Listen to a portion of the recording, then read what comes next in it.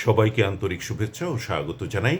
আশা করছি আপনারা ভালো আছেন, সুস্থ আছেন এবং আজকের এই পর্বেও আপনারা আমার সঙ্গে আছেন।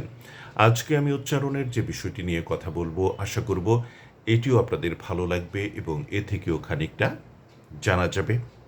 আমরা জানি বাংলা ভাষায় একটি শব্দ হলো বাক, ব আকার ক, যার অর্থ হলো কথা, শব্দ, বিদ্যা, সরস্বতী, বাগিন্দ্রিয় ইত্যাদি।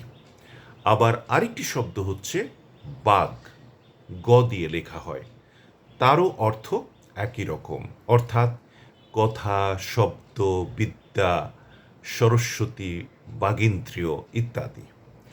তো এমন কিছু শব্দ রয়েছে যেগুলো শুরুতে বাক থাকে, আবার কিছু শব্দ রয়েছে যেগুলো শুরুতে বাগ থাকে, আবার এমনও কিছু শব্দ রয়েছে যে শব্দগুলো শুরুতেই দুটি সিদ্ধ, অর্থাৎ বাক দিয়েও আপনি লিখতে পারেন কিংবা বলতে পারেন, আবার বাগ সহযোগেও আপনি লিখতে কিংবা বলতে পারেন, তাতে কোনো ভুল নেই।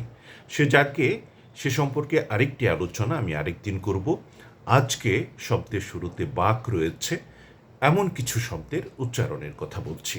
যেমন ধরুন বাক কলহ, বাক চাতুরী, বাক চাতুর্য, বাক পটু, বাকপতি, বাক প্রণালী, বাক প্রতিমা, বাক বিভূতি, বাক শক্তি, বাক সংযম, বাক সর্বস্ব, বাক সিদ্ধ, বাক বিতণ্ডা ইত্যাদি।